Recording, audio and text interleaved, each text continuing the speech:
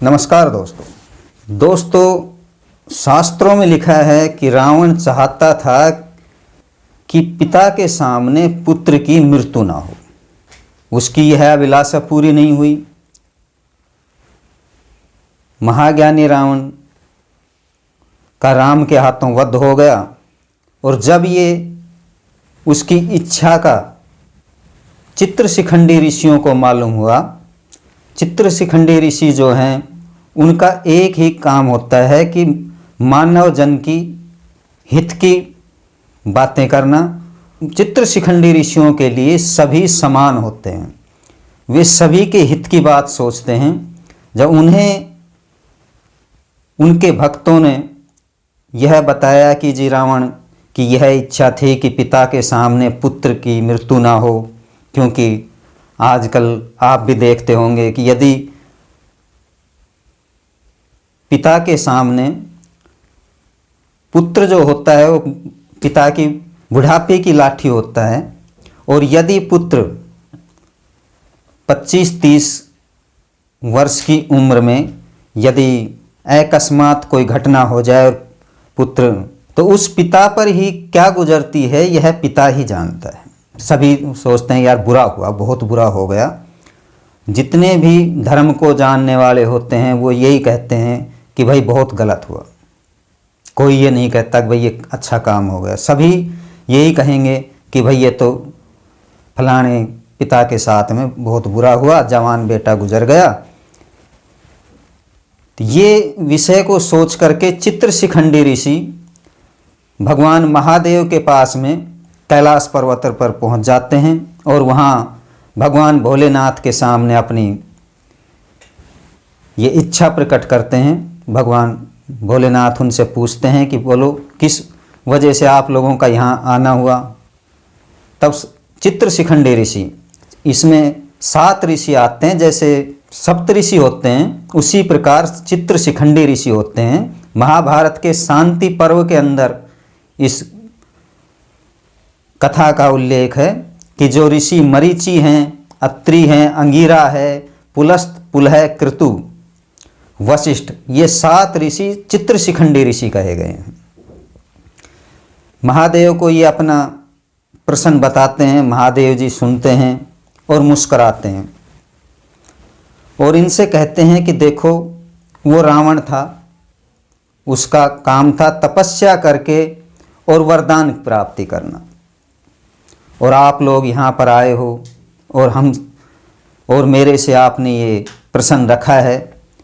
तो मैं आपको एक बात साफ तौर पर कहता हूँ कि ग्रह जनित और पूर्व जन्म के जो पाप हैं उनके प्रभाव से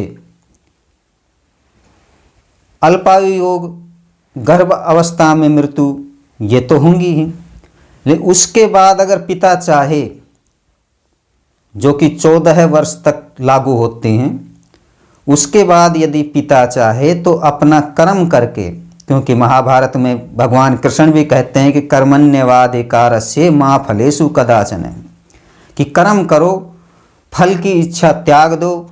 अगर कर्म करोगे तो तुम्हें फल मिलेगा। इसलिए हे ऋषियों, मैं तुम्हें यह उपाय बताता हूँ कि इससे पिता के सामने पुत्र की मृत्यु नहीं होगी। पिता को त्याग करना होगा और 12 महीनों में 12 त्याग भगवान भोलेनाथ ने चित्रशिखंडी ऋषियों को बताए कि यह उपाय जो कोई करेगा, महादेव के वचन हैं कि ये मिथ्या नहीं होते हैं। महादेव ने उन्हें 12 महीनों के 12 त्याग बताए कि जैसे अपने महीना शुरू होता है चैत्र मास से, कि चैत्र महीने में गुड़ नहीं खाना है, बैसाख में तेल नहीं खाना है, और ज्येष्ठ महीने के अंदर रास्ता नहीं चलना है, आषाढ़ में बिल्व फल नहीं खाना है, श्रावण में बैंगन नहीं खाना है, भादों में दही, अश्विन में दूध, कार्तिक में छाछ और मांगशीर्ष में जीरा, पौष महीने में धनिया, महा में मिश्री और फाल्गुन में चना नहीं खाना है। ये 12 महीने के 12 त्याग भगवान भोलेनाथ ने चित्र शिखंडी ऋषियों से कहे कि जो यह त्याग करेगा और पूरे जिंदगी भर करेगा तो ये महादेव के वचन हैं कि उसके सामने उसके पुत्र की मृत्यु नहीं होगी, वह यह दारुण दुख का प्राप्त नहीं करेगा। यह आपने भी देखा होगा, पुराने जो व्यक्ति थे वो बोलते थे कि भाई श्रावण में बैंगन नहीं खाना चाहिए और भादों में दही मत खाओ। तो इसका साइंस का भी वो है। आप देख लो, यदि श्रावण में हम बैंगन बनाएंगे तो वो कड़े हो जाते हैं और भादों में जो दही है वो खट्टा हो जाता है। कार्तिक में छाछ, उसमें अवगुण हो जाते हैं। ये बात साइंस भी मानता है। अब वो बड़े बूढ़े कह देते थे कि भाई नहीं खाना चाहिए, लेकिन वो ये नहीं बताते थे कि भाई क्यों नहीं खाना चाहिए। ये हमें यह जानकारी मिली तो हमने आपको ये जानकारी बताई है। इसका धर्मशास्त्रों में भी उल्लेख है, आप खुद भी पढ़ सकते हैं। संक्षिप्त महाभारत में भी इसका उल्लेख है और भविष्य पुराण में भी इसका उल्लेख किया गया है। तो यह जानकारी आपको कैसी लगी हमें कमेंट करके बताएं। नमस्कार।